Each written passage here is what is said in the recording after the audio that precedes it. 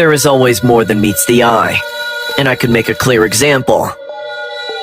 My name is Dexter, and although today I am an important and renowned scientist, I had a very lonely and traumatic childhood. It wasn't always like that. I used to have 2 parents and an annoying sister, until he took everything from me. For you to understand what happened, I will start from the beginning. It all started the day a strange girl began to stalk me. At first, I was just a little boy genius with a huge lab. I was still very innocent, and I thought it was nothing more than a girl falling for my obvious male charms. But as I said before, there's always more than meets the eye. Together with my sister Dee Dee, we got the girl to meet a boy as strange as she is. I thought it would be the last time I would see her. Little did I know the fate that awaited me. The next day, I got up in a good mood, as I used to get up every day, brushed my teeth and had breakfast, and was on my way to catch the school bus. But on the way to it, I noticed a familiar figure standing 2 houses away, looking at me. It was the girl. Her gaze had not changed. It was still as terrifying and obsessive as before. Her eyes were frozen on me, registering my every move, not blinking in the slightest. I could say I was getting used to this strange look, but there was something different. The girl was covered in blood, all over her rabbit, her arms, her little purple dress, and her face. Blood was everywhere. I quickly got on the bus and went to the back seats. I looked out the window, and the girl was gone. The day passed quickly at school. That encounter with the girl had terrified me, and to top it off, it wasn't over yet. While I was in the classroom, I felt observed. I didn't know where or how, but I knew the girl was around. Come on, Dexter, you're a genius. You can't be that scared. It's just a girl. Interrupting my thoughts, I was able to confirm all my suspicions. The strange girl was looking at me from the schoolyard. I could see her through the window. The girl remained for an hour in the same position, frozen, looking at me. When it was recess time, I thought about going to face her and ran straight to the playground. But again, she wasn't there. The rest of the day, I was very worried. Is this something girls used to do? All I knew was that I wanted to go home and lock myself in my lab, where I knew I would be safe.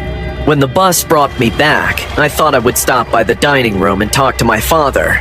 Dee Dee got off the bus and went straight to the neighbor's house to play with her, so I knew she wouldn't bother me. Hello, Father. You see, there's something I want to talk to you about. I'm a little scared.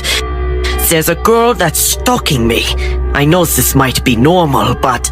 Father? Oh! Mother, where are you? Something terrible's happened to Daddy. The moment I arrived at this place, I realized that something was happening there too. The clothes were on the floor. My mom would never leave them there. I started to investigate until, unfortunately, I found my mom. She was inside the washing machine. It was spinning with difficulty as if it didn't fit, as if on purpose. My mother's face was looking in my direction, lifeless. I could be a genius child, but nothing could have prepared me to see this. My only reaction was to cry and run desperately to my lab. Once I locked myself in, I felt safe. I had a lot to think about. What was going on? Who could have done this to my parents? Did the girl have something to do with it? My thoughts were interrupted when behind the bookcase that hid my lab, a familiar voice began to shout. Dexter! Please! Help me! They want to hurt me! That was Dee Dee's voice. I grabbed my laser gun and went to save her. Ready, I left the lab and went back to my room, and immediately saw my sister lying on the floor with her eyes closed. As I approached her, I could tell something wasn't right, and when I realized what it was, I started to cry. Her face was looking up at the ceiling, but her body was face down. Dee Dee was dead. Someone had bent her neck. A quick thought interrupted my tears. That's when the boy genius came back, but at the worst possible time. Wait a minute. Why would Dee Dee ask for my help? She knows how to get into the lab on her own. She doesn't need to hit the bookstore. Maybe this is a trap? Dexter, please! Help me! Help Dee Dee's corpse may be next to me, but the voice came from somewhere else. I turned around and standing behind me, next to the shelf of furniture to enter my lab, was the creepy little girl. You did this! Why? Dexter, please! Help me! Help me! They want to hurt me! What are you?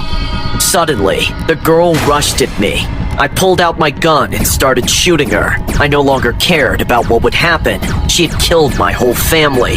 With great speed, she started running across the room, dodging all my shots, until one hit her in the head, revealing a metal skull behind the skin. It can't be! You're a robot? In a great rush, the creepy girl threw herself at me again, to which I jumped back and took the opportunity to shoot her again. Each shot stunned her and threw her backward. Dominating the situation, I walked toward her, giving her shot after shot. I was no longer sad. I was furious. The last shot made her fall against the wall, and before I fired again, her head exploded. Once the threat had been extinguished, I knelt down and cried as hard as I could. I may have been left alone in the world, and at that moment, I felt broken. But I knew whose technology this was. I knew who could hate me enough to do this. No matter what, I would not let Mandark, my scientific archenemy, get away with this.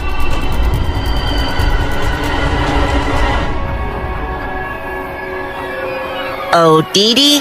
My love, you're alive! I'm sure you're mad at me, but I assure you I never tried to hurt you. I knew you were going to your friend's house that day, and I knew you'd managed to escape. Dee Dee? This way of moving. You're not Dee Dee, you're a robot! Dee Dee is no longer with us. Your little friend took care of that, and now I'll see to it that you don't hurt anyone else.